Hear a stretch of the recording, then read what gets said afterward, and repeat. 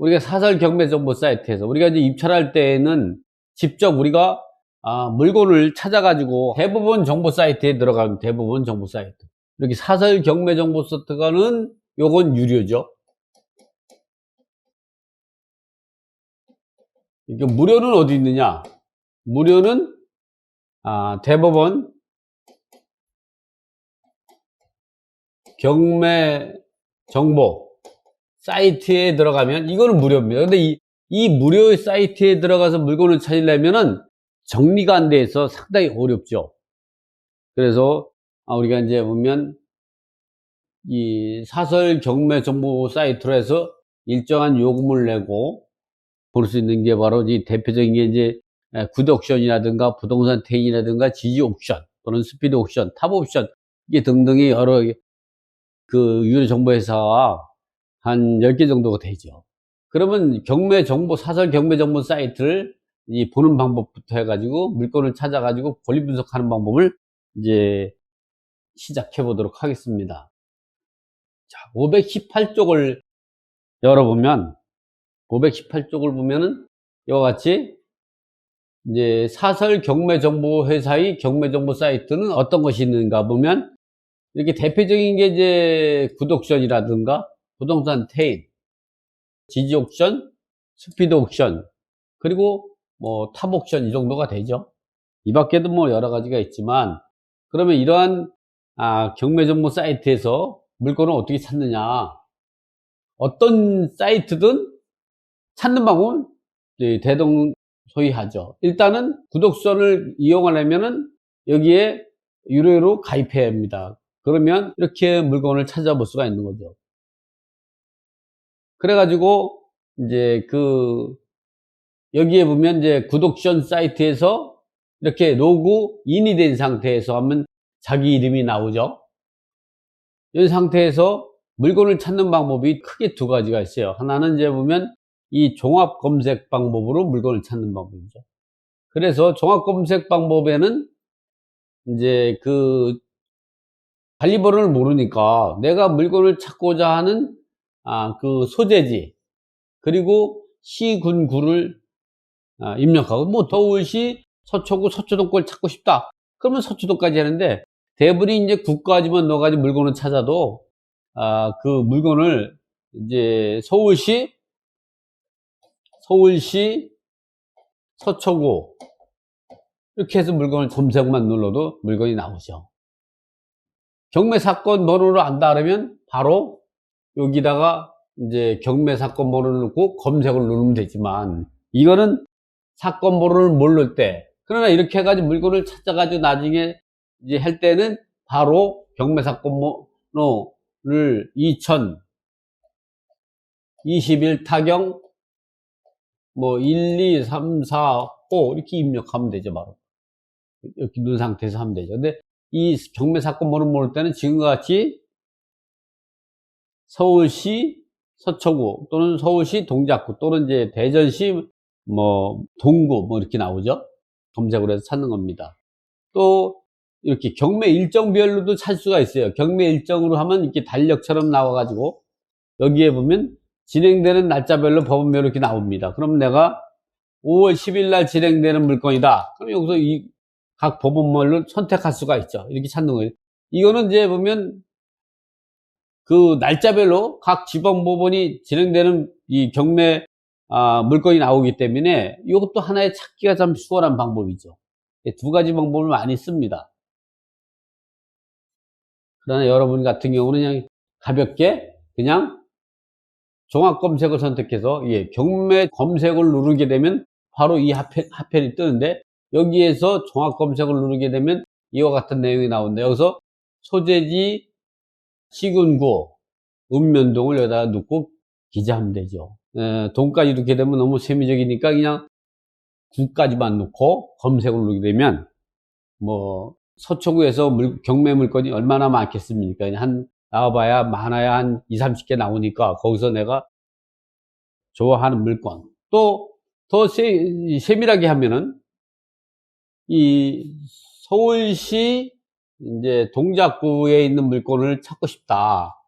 그런데 이제 이게 진행 물건이면 진행 물건만 보이게 되는데, 전체로 이걸 물건 현황을 갖다가 전체 검색을 누르게 되면 어떻게 되냐? 진행되는 물건뿐만 아니라 이 매각 물건, 매각 전부 또는 취소 변경 이런 것들, 또 진행이 예상되어 있는 물건 이런 것들이 전부 확인할 수가 있어요. 이거는. 그래서 처음에 들어갈 때는 진행 물건보다는 이렇게 전체 물건을 검색을 해가지고 검색을 하는 게 좋다. 그러면 이 매각된 물건까지 다 볼 수 있기 때문에 이러한 물건들이 얼마에 매각이 되는가를 우리가 과거에 매각된 물건을 통해서 분석할 수가 있는 거죠. 우리가 이제 사담이지만, 좀 사적인 얘기지만, 우리가 이제 과거에 보면 이제 이 풍수 지리를 이제 공부할 때 어떻게 해야 되냐면, 제가 한 3년 동안 한번 이제 공부를 한 적인데, 할 때는 어떻게 하냐면, 이게 풍수 지리가 눈에 보이는 것도 아니잖아요. 그러면 이게 좋은 땅인지 아닌지를 어떻게 하냐. 그래서 그걸 확인하는 방법이 이제 이 선조의 묘를 찾아가요. 그러면 이제 예를 들어서 과거의 왕터라든가 뭐 또는 장군터라든가 또는 이게 유명한 그 뭐 유일곡 선생님 묘라든가 뭐 이런 데를 찾아가게 되면, 가서 보면 그분을 보면 그 후손을 보게 되고, 또 그분보다 위에 조상을 보면 아, 이런 터에서는 이율곡 선생님 같이 유명한 분이 나오겠다, 이렇게 분석을 하게 되는 거예요. 그러니까 우리가 증빙을 하는 게 되는 거죠. 증빙을. 이것도 경매도 마찬가지죠. 이렇게 진행되는 물건만 보면 현재 진행되는 것만 보지만, 전체의 물건 검색을 보면은 과거에 매각된 물건까지 한눈에 주르륵 보입니다. 그래서 그렇게 해가지고 물건을 찾아보게 되면, 제가 한번 들어가 보죠. 지금은 이제 요거를 한번 이제 이야기 좀 그러시니까 제가 한번 직접 구독전 사이트 들어가서 한번 하는 방법을 제가 한번 이제 찾아보도록 하겠습니다. 이제 한번. 그리고 이제 이렇게 요거 이제 부동산 태인도 마찬가지죠. 유로 사이트로 해서 아이디 비밀로 로그인하면은 경매 검색을 누르게 되면 이와 같이 내가 찾고자 하는 주소를 입력해 가지고 검색을 누르게 되면 되죠. 그래 가지고 경매 사건 번호를 알게 되면 바로 여기다 입력할 수가 있는 거죠. 지지 옥션도 마찬가지고요. 똑같습니다. 경매 물건 해가지고 들어가. 또 이 스피드 옥션도 마찬가지고 탑 옥션도 마찬가지죠. 그러면 요거를 실제 한번 들어가서 물건 한번 좀 검색을 해보죠. 하는 방법을 한번 좀 들어가 보면, 이와 같이 이제 굿옥션을 한번 제가 로그인 한 다음에 로그인하고 이제 한번 이렇게 검색을 한번 눌러보게 되면 지금과 같이 이렇게 물건이 뜨죠. 이렇게 진행되는 물건만 뜨는데, 이렇게 진행되는 물건을 갖고 이렇게 한번 서울시 동작구 한번 해보죠. 동작구 넣고 이렇게 검색을 누르게 되면 어떻게 보면 현재 진행되는 물건만 확인할 수가 있어요. 과거에 얼마나 그런데 이거를 이렇게 안 하고 전체 물건을 검색을 해버리면, 전체 이렇게 진행 물건을 여기다가 전체 보기를 누르든가 아니면 매각 물건을 누르든가, 매각 전부 누르게 되면 이제 그 서울시 동작구에서 여태까지 매각된 게 전부 나타납니다. 그런데 이게 전체 보기를 누르게 되면, 그리고 서울시 이번엔 서초구 거를 한번 해볼까요? 서초구를 누르고 검색을 누르게 되면 어떻게 되냐, 서울시 이 서초구에 현재 매각되는 것뿐만 아니라 얼마에 낙찰된 거, 매각된 거, 여기 쭉 가다 보면 이렇게 과거에 매각됐던 물건들을 다 볼 수가 있는 거죠. 이거를 더 세밀하게 보려고 그러면 나는 다른 거는 필요 없다. 나는 그냥 서울시 서초구로 너무 적이니까 이번에는 어쩌면 서울시 강서구 한번 보자. 강서구에 있는 물건을. 그리고 뭐 다른 건 필요 없다. 나는 아파트만 보겠다. 또는 나는 이제 서울시 종로구에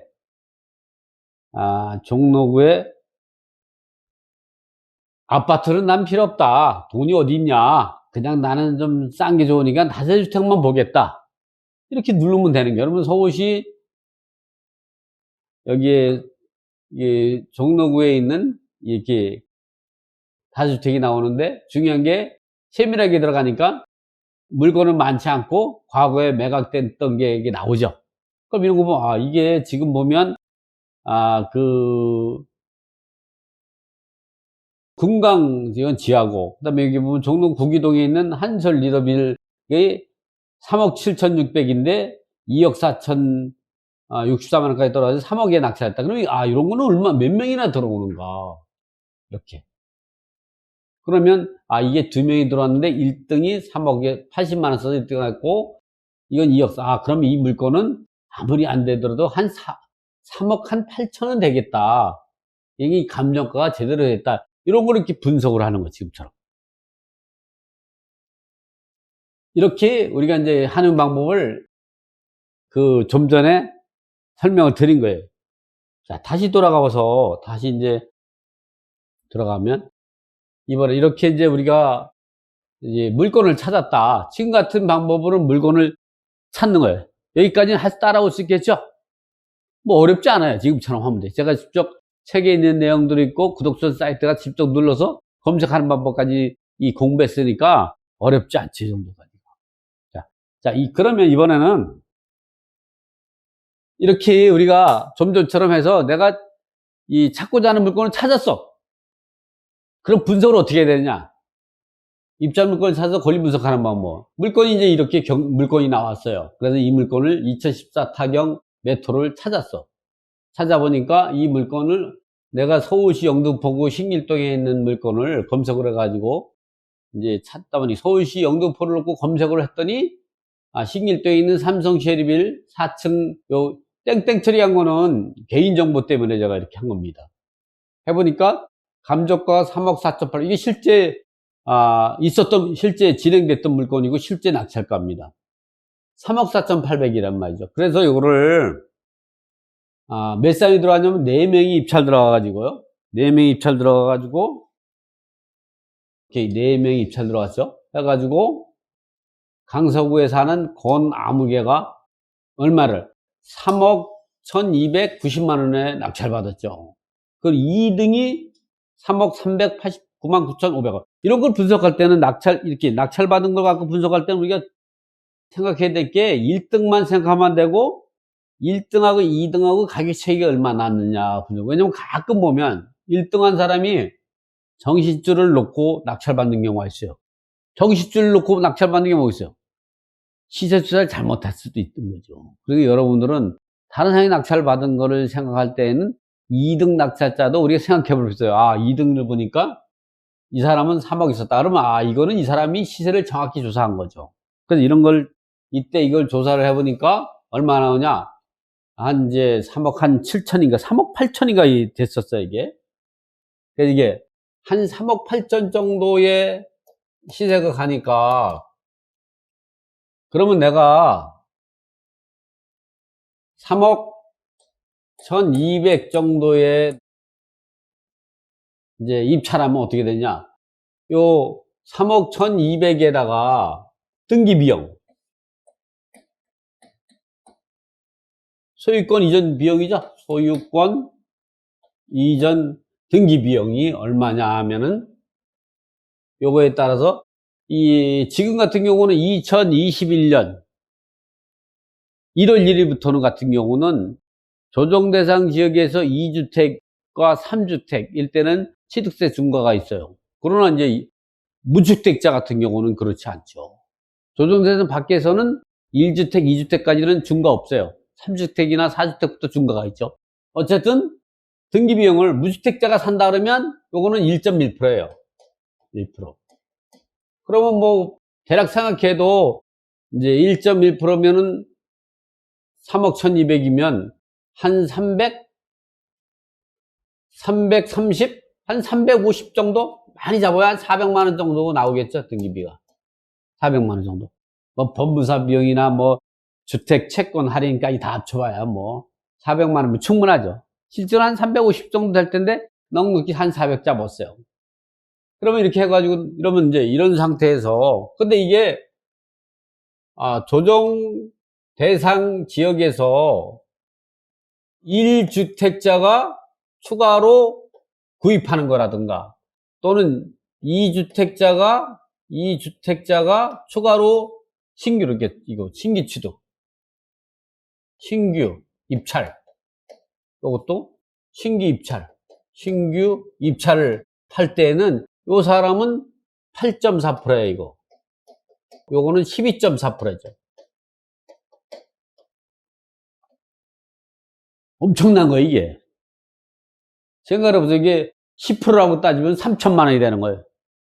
어쨌든, 이렇게 취득세 1주택자 같은 경우는, 이거 입찰 들어갈 때는 취득세 중과가 없던 시절이니까, 어쨌든 이렇게 해가지고, 지금은 1주택자가 입찰 들어간다 생각해서 입찰 들어가면, 요거를 하게 된다면, 그 다음에 이제 보면 얼마 차는 양도 차익이,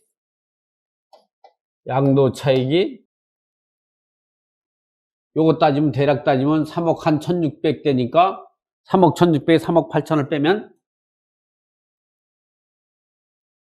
3억 8천에서, 마이너스 3억 1600을 빼면은, 얼마냐면 6,400만 원이 남죠. 요게 1년 이내 매각 시, 요거는 2021년 6월 1일부터는 양도세 중과가 있어요. 중과. 그래가지고 1년 이내에 팔면은 70%. 1년 이내.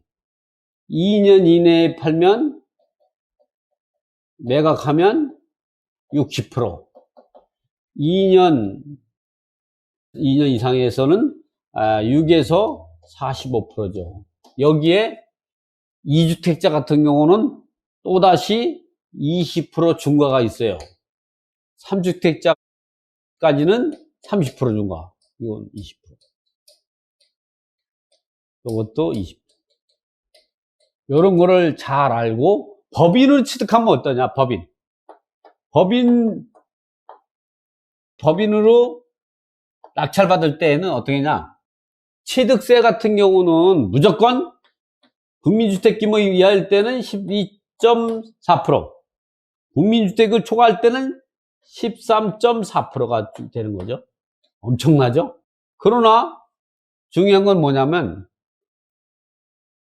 양도세 쪽에서 지금까지 1년 이내에 팔아도 여기는 20%에다가 20%는 90%가 되죠. 여기다 이것만 있는 게 아니라 옛날 과거에 주민세에 해당되는 지방소득세 또 10%가 있으니까 거의 다 세금으로 다 나가는 거죠.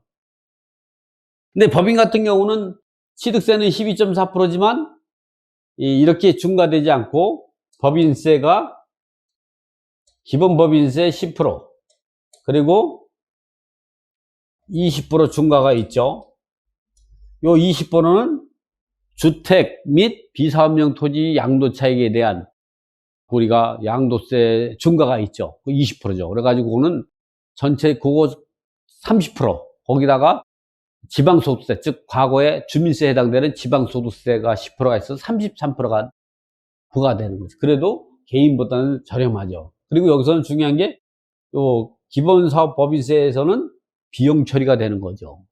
왜냐면 사무실 비용, 대표이사 인건비, 직원 인건비 다 제하는 거죠. 식대, 카드 대금 다 제하고 하는 거니까 실질적으로는 한 25% 정도에다가 지방소득세 10%니까 2.5%니까 27.5% 정도가 되니까 법인은 취득세가 12.4%라는 게 단점이지만 이 양도차익에 대한 법인세가 상당히 절세가 되는 거죠. 그래서 이거를 이 개인으로 입찰 들어갈 건가 법인으로 들어갈 것인가는 이런 걸 잘 생각해서 우리가 입찰 들어가야 된다. 그래서 우리가 경매로 낙찰 받을 때 중요한 건 뭐냐면 낙찰을 잘 받는 게만 중요한 게 아니라 취득세 중과하고 양도세 중과 또는 법인세 중과를 어떻게 잘 할 것인가. 그러니까 세금에 대해서는 박사가 돼야 돼요. 박사가.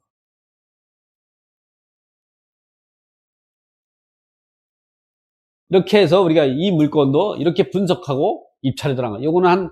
요거 해가 세금 다 내도 한 6천만 원 정도 벌 수 있겠다.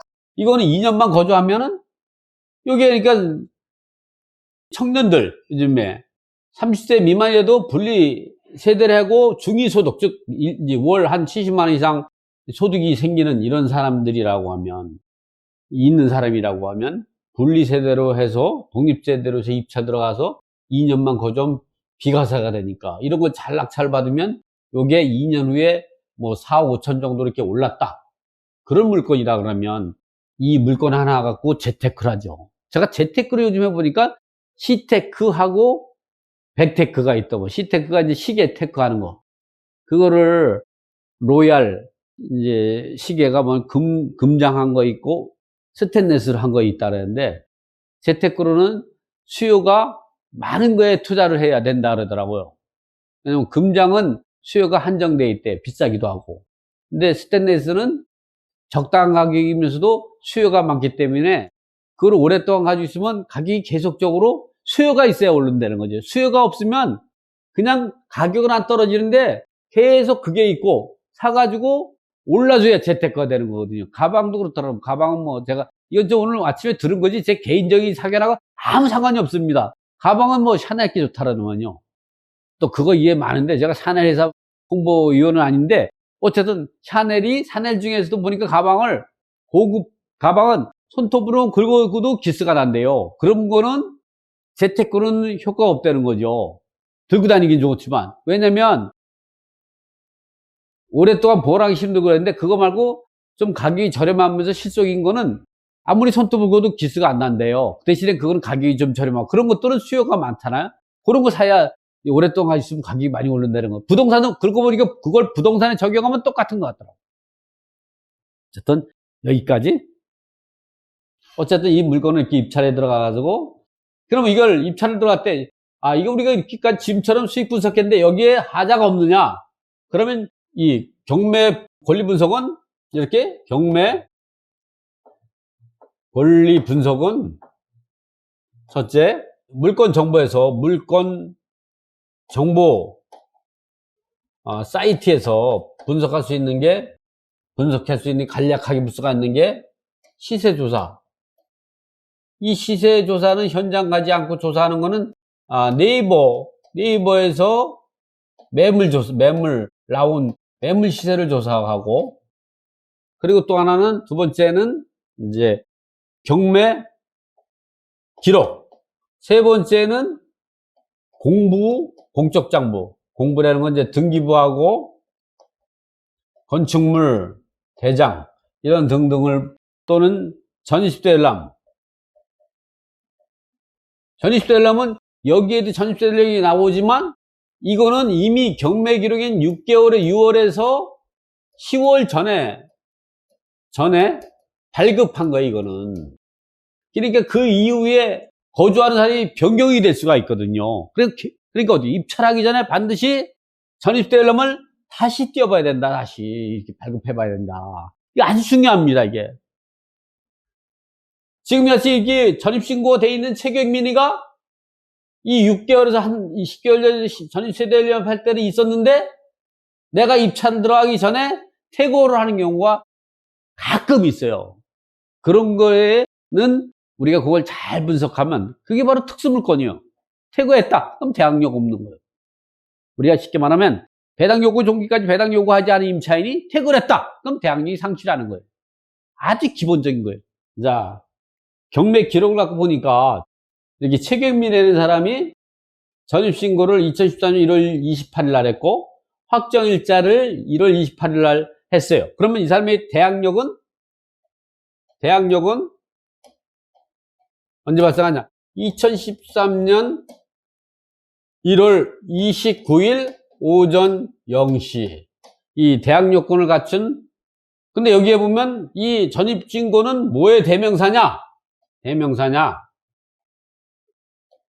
전입신고하고 주택을 인도받은 이 두 가지를 같이 갖췄다는 대명사라고 생각하시면 돼요. 전입증은.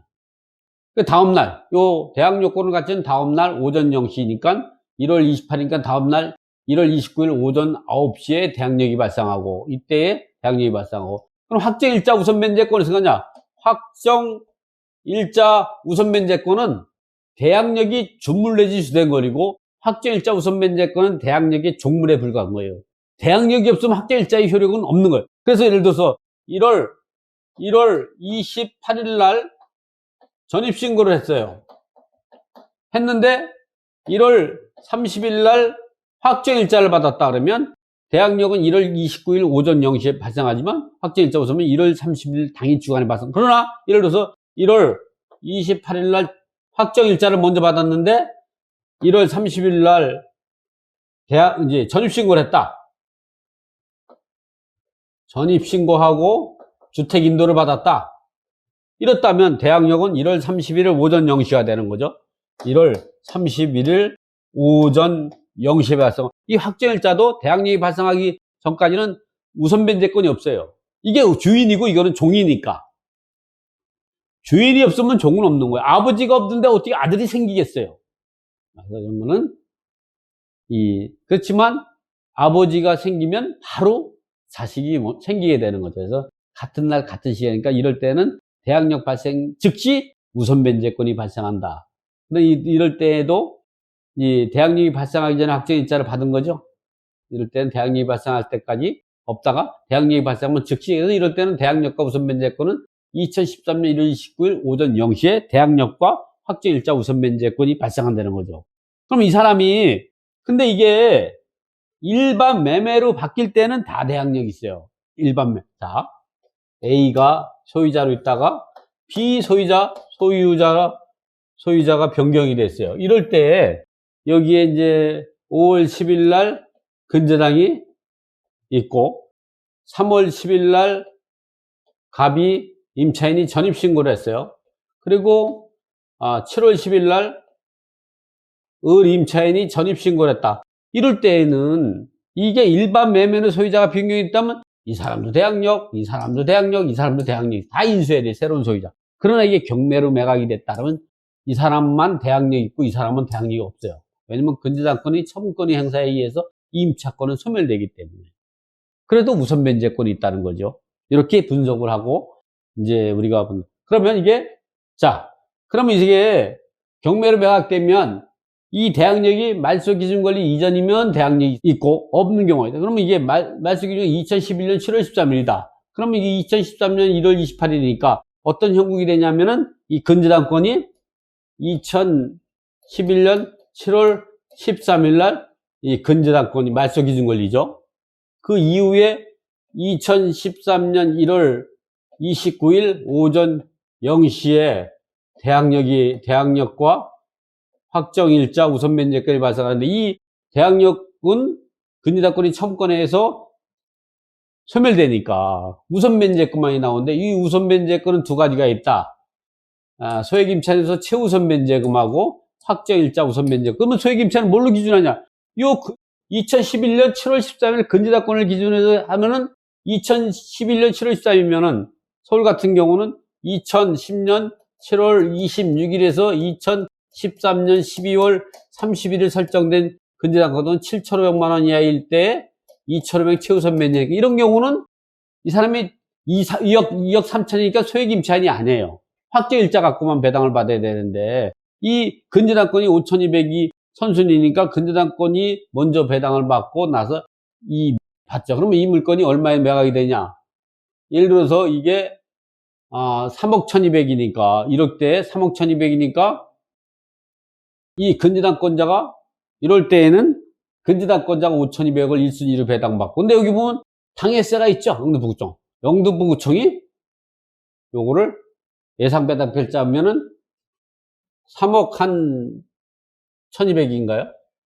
3억 1,200이니까 3억 1,290만 원에 낙찰돼서 경매 비용을 한 1.5% 잡으면 경매 비용을 한 1.5% 잡으면 되니까 대략 뭐 500만 원 정도 잡죠. 그러면 0순위로 경매 비용이 배당을 받고 1순위로는 당해세. 이게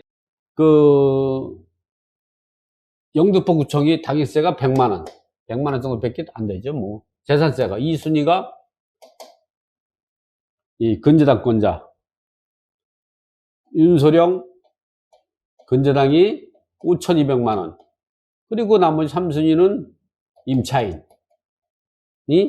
얼마냐면 2억 3천만 원.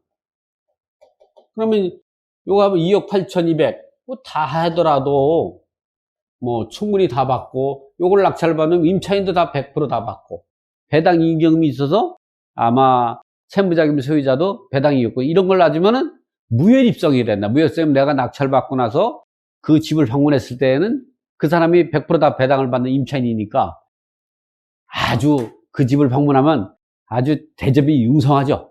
아, 융성해. 어서 오세요. 그냥 와서 이 커피도 하고 그냥 뭐 그냥 방석까지 마련하면서 그냥 언제 나갈 겁니다. 나는 당신이 배당길까지만 있다가 나가면 당신한테 부당이득을 청구할 수 없다. 여러분이 알아듣게, 이 말소기준권리 이후에 임차인이 전액배당을 받더라도 낙찰자가 잔금을 납부하면 그 잔금 납부부터 이사 나갈 때까지는 주택사용료를 누구한테? 낙찰자에게 주어야 되는 거예요. 그러나 대항력이 있는 말소기준권리 선순위 임차인, 즉 말소기준권리 이전에 대항력을 갖추는 임차인 같은 경우는 전액 배당받고 배당 요구를 했다고 하더라도 배당기일까지는 부당이득의 대상이 아니에요. 배당기일에 또 배당기일에 배당이익이 있어서 이 소송이 진행됐다면 그게 확정될 때까지 주택사용료를 낼 필요가 없는 거예요. 대항력이 있기 때문에.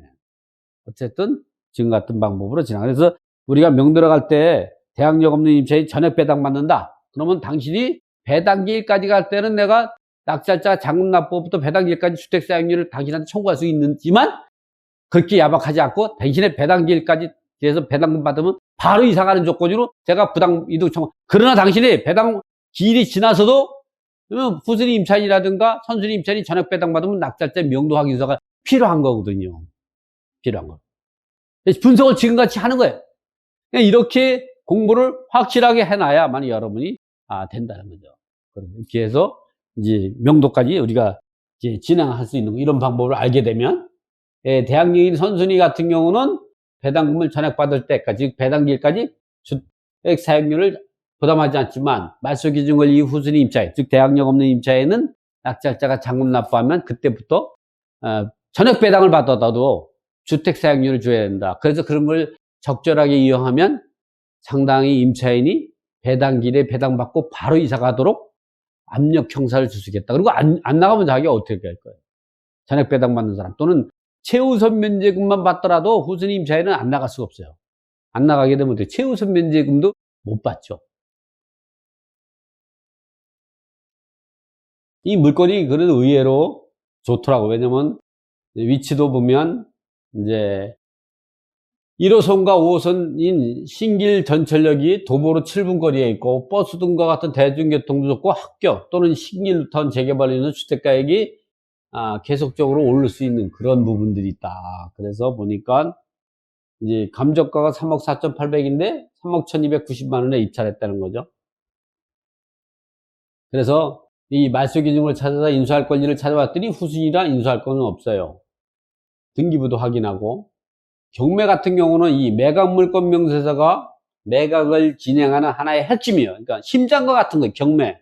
그래서 반드시 매각물권 명세서. 매각물권 명세서를 어떻게 확인하느냐? 바로 여기만 검색하면 나와요, 이게. 여기에 누르게 되면 지금과 같은 이제 매각물권 명세서가 나와요. 이렇게 매각물권 명세서가 나오죠. 그럼 여기에 보면 임차인 책임민의가 있고, 근데 이게 중요한 게 아니고 항상 요 비고 라인이 중요해요. 비고 라인에 인수라인 사항이 있을 수 있다. 근데 보니까 인수할 권리가 아무도 없죠.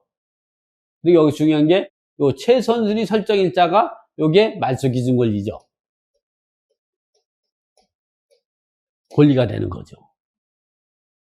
근데 이 이후에 입주했기 때문에 임차인은 대항력. 왜냐면 이 임차인은 언제냐? 전입신고가 2013년 여기니까 1월 28일 날 전입신고를 했으니까 이건 2011년이니까 2년 전에 한 1년 6개월이 빠르죠. 말소기준 권리가. 자, 그리고 건축물 대장을 봐서 위반 건축물이 있는지를 봐요. 왜냐면 위반 건축물이 있다면 이행강제금이 부과되죠. 또 임차인이 있는 경우는 대항력 유무와 배당. 이 사람은 임차인이 대항력 없어요. 그리고 소액 임차인도 아니어서 확정일자 우선 면제금 받는데 선순위 말소기준권리 근저당권이 5,200만 원 뺏겼기 때문에 전액 배당받아서 있었다는 거죠. 이 조세채권 있으면 당해세인지 일반 세금인지, 당해세일 때는 당연히 특별우수 채권인 우선에 변제받죠. 왜냐면 이 경매에서 배당은 특별 우선 채권이 먼저 받죠. 채권이 1순위가 필요비, 유익비, 상한청구. 2순위가 최우선 면제금, 3순위가 당해세죠. 이거는 고정. 최우선 면제는 임차인, 주택 임차인이 최우선 면제하고 상가 임차인 최우선 면제고 근로자의 임금 최우선 면제가 있죠. 이건 항상 알아야 돼. 이거 외워야 돼. 이게 없을 수는 없으니까. 조치채권이 있을 때는 당해세인지, 당해세면 3순위 배당받는 거고, 당해세가 아니면 일반 세금은 법정기일 갖고 따지죠. 법정기일. 이렇게 분석하면 돼요. 하고 근저당하고 따져보니까 예상배당 해보니까 이렇게 영부구청 재산세가 35만원, 취득세가 325만원 이렇게 해가지고 쭉 하다 보니까 임차인은 확정일자로 2억 3천 다 받고 그래도 배당이익금이 이게 남는다. 그러니까 이거는 명도가 무혈입장이다. 그리고 남을 가망이 있는지 대변제 환승하고 마지막으로 인수할 건이나 금액이 있는 걸 봐. 또 현재 점유하고 있는 임차인 명도에 대해서 살펴보면 이런 사람들은 입찰하기 바로 전날 전입세를 한번 꼭 확인해서 이 과거에 전입했던 사람이 경매 기록이 전입된 게 계속해서 점유 있는지를 확인하고 입찰에 들어가야 된다.